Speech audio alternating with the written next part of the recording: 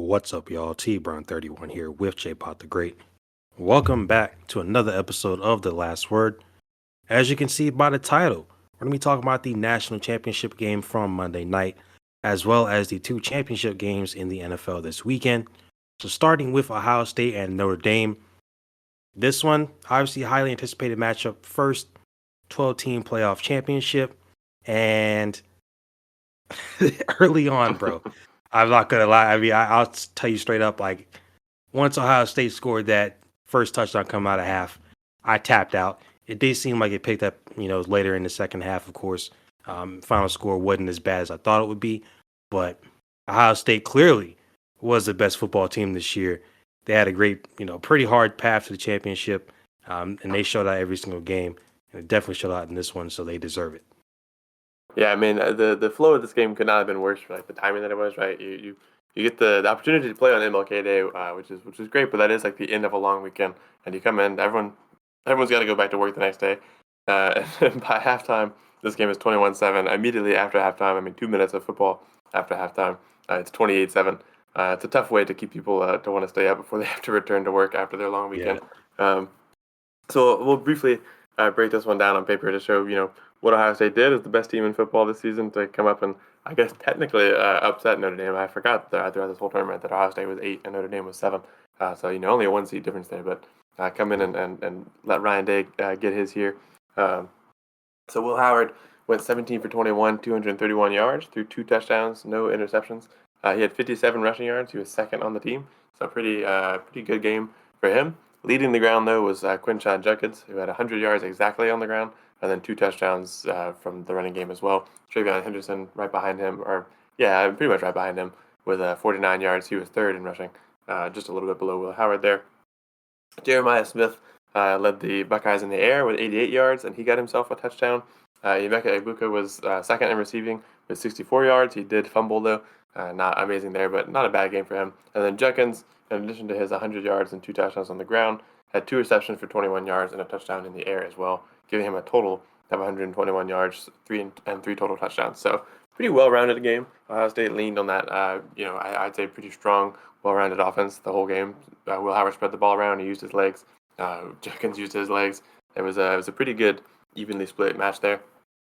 For the Fighting Irish, Riley Leonard led them 22-31, 255 yards, 2 touchdowns, no picks for him either. Pretty similar game to Will Howard, except for like the difference in how many times he passed. He led his team in rushing with 40 yards and a touchdown. He had a total of 295 yards with 3 total touchdowns. He did what he could to try to keep Notre Dame alive once the game, really on the first drive and then in the second half. The first drive, he really impressed me. Notre Dame kind of fell apart, and then the second half, they got it back a little bit. Because of the flow of this game, there was not really anything else going on for the Notre Dame running game here. It was just really Riley Leonard using his legs to escape pressure occasionally. But I did have a pretty good day as far as passing goes. Jaden Greathouse did pretty much all the work. He had 128 yards on 6 receptions with 2 touchdowns. Massively impactful, did everything he could to keep Notre Dame alive in that one. Mitchell Evans was second in receiving with 54 yards, so almost 100 yards down. They spread the ball around pretty evenly, but Jaden was just a little more successful at breaking free of the defense and getting downfield. And then Kingston Viliamo Asa recovered the Egbuka fumble, and then Mitch Jeter missed his only field goal attempt, which is bad. They definitely could have, things could have been a little different if they had those extra 3 points when you're getting down the stretch and you're kind of looking at, what you need to do and when you need to score. But for the most part of this game, that missed field goal did not look like it would end up being too bad. I mean, they missed it kind of early on, or kind of in the middle, but yeah, not the best thing for them. They missed it like right in the third quarter. So at that point, it's 31-15. You could have it 31-18. It's a little impactful. You definitely want the points on the board there. But you get it back and you score and make it 31-23. You could be looking at 31-26. Obviously a little better, but you give up that field goal drive immediately after anyway. So it doesn't end up mattering too much. But yeah, Ohio State in control of this game. Only point they didn't lead was because Notre Dame started first, bled the game out, marched downfield. Riley Leonard pushed that Ohio State defense back at will. Maybe it was only a yard or 2 here and there, but sometimes that was all they needed to, convert a third down or convert a fourth down. It looked like they were going to get everything they wanted, marching downfield, slowly pushing Ohio State into a loss here. Especially, we talked about this right before we started here, but if every drive took up 10 minutes and got them a touchdown, like Ohio State was going to be in trouble. Unfortunately for Notre Dame, Ohio State played much differently. They wanted it fast. They wanted to get downfield and score. They did. A lot of 6-minute touchdown drives, 4-minute touchdown drive, boom, boom, boom. Notre Dame couldn't get it going. And, all of a sudden, by halftime, it looks like it's over. Like I said, it gets to be 31-23. At that point, there's maybe a shot for Notre Dame, but you're kind of thinking about how this game's been going. And aside from that Ohio State fumble, there's not really much to point to that would assume that you're going to get anything out of this, especially because like the Ohio State fumbles and then you miss a field goal. So it's not a lot positive going on. You think maybe Notre Dame is catching a little fire, but Ohio State 9 plays, 4 minutes, gets down, kicks a field goal, and that's gonna end the national championship. Ryan Day and his boys get one. They won the first 4-team playoff. Now they won the first 12-team playoff. So big props to Ohio State. They played like the best team in football throughout pretty much this whole tournament here. Yeah, when you come into the playoffs, obviously, I mean, there are a lot of people calling for Ryan Day's job. We weren't one of those people, but we definitely, like I picked Tennessee in that game. I was wrong against Ohio State, but I we didn't subscribe to the fact that the idea that they should fire Ryan Day, like the season's over just because they lost to Michigan.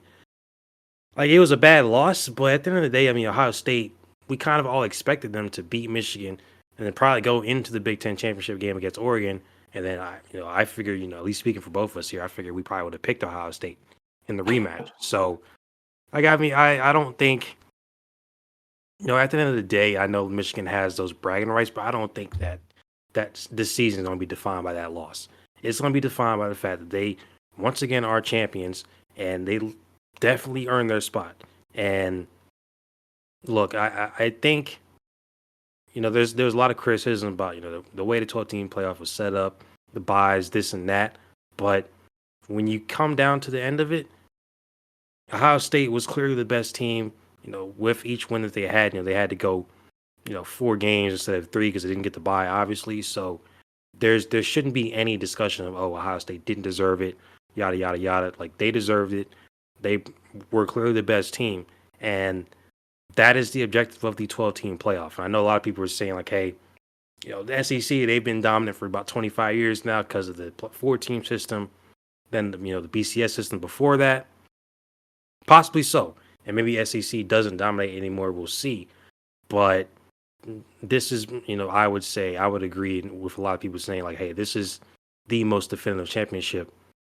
Maybe all time, because, I mean, even before BCS, I mean, the Bowl Coalition, Bowl Alliance, before that, I mean, it was literally just the AP poll, like, deciding who was a champion. So I think this is probably going to be the most definitive champion that we've had so far. Not the best champion, all right? Clearly, I mean, you can look back 2, 3, 4 years ago, those Bama, Georgia, the LSU 2019 team, Clemson in 2018. Like, there have been better teams, but I think this is the most definitive champion because of the path. So hats off to them. Definitely want to give praise to Notre Dame. I think they just were outclassed in this one for the most part on offense. I mean, that first drive, they were not going to be able to sustain that in the entire game. Like, that's it's just simple as that. Like you said, maybe if they were able to do that all game and if they got a stop on an Ohio State drive here or there, fine, you win because you blew out the clock. But Ohio State wasn't going for it. Like you said, 6-minute drives, 4-minute drives, a 2-minute drive coming out the half, which pretty much, ended the game for them. So, again, hats off to Ohio State. They deserved it. Got the win. Congratulations to them. As we move into the conference championships for the NFL. So we got the Commanders coming off of that upset versus the Lions and the Eagles in the NFC Championship game. The Eagles, of course, were just here a couple years ago. They won that one, went on to the Super Bowl to face the Chiefs. Commanders haven't been in years. Last Super Bowl win was in 1991. And both of us think that it will not come this year either. We are both picking the Eagles. Look, last time they played, obviously, Commanders got the dub. Jalen Hurts was injured in that one. Kenny Pickett came in. I do understand that Jalen is kind of hurt right now, but I just don't think it's going to have as much of an effect. I think the Eagles are still clearly a much better team. And at the end of the day, this team is built around Saquon Barkley to run the ball. I just do not think that Washington Commander defense is going to be able to stop them. Now, maybe if Jalen is a little bit hurt and it does affect him, his mobility and everything, and it comes down to a late drive at the end where they have to pass it, you know, again, it's not his shoulder, it's his knee. But if he's not able to, get out the pocket, extend, and make plays, possibly it might be an issue. But I just don't see it happen. I think the Eagles going to get the dub.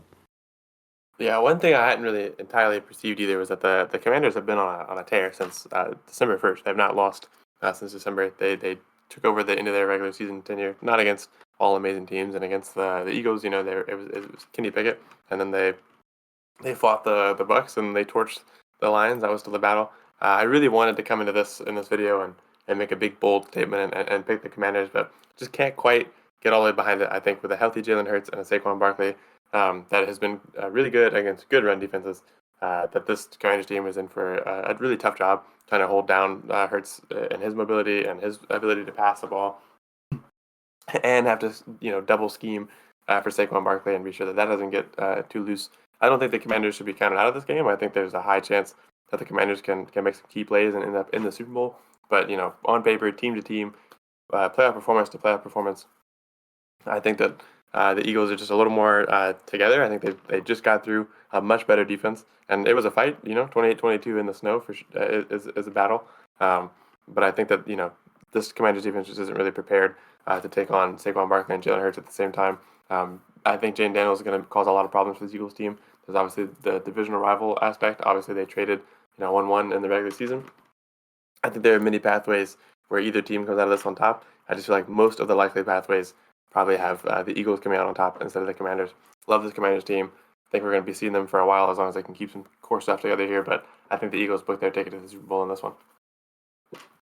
All right, so we do agree on that one, but we disagree on this next game. We split. Hey, look, I think it's a fair pick. So Chiefs, Bills, of course, this is part 4 in the Mahomes, Josh Allen era.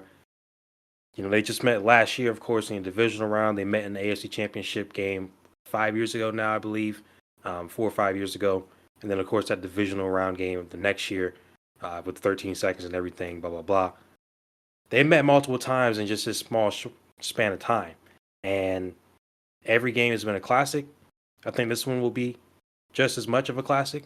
Probably, it might just be the best game so far, to be honest. I think the two teams, even you can talk about the Chiefs, where they've been this year at the one-score games and all that. I think these two teams are at their best that they've been. And with that being said, though, as much as I want to pick the Bills, I got to go with the Chiefs. And I understand the Chiefs lost them in the regular season. They didn't have the greatest game against the Texans. I understand that. Bills just beat the Ravens. I'm just not picking against the Chiefs until I see them lose in the playoffs, man. Like, when was the last time they lost a playoff game? Like, AFC Championship game against the Bengals like 3-4 years ago. It's just doesn't happen in Mahomes' era. I gotta believe to see it, but I gotta see it to believe, I should say. But I don't have a problem with your pick either.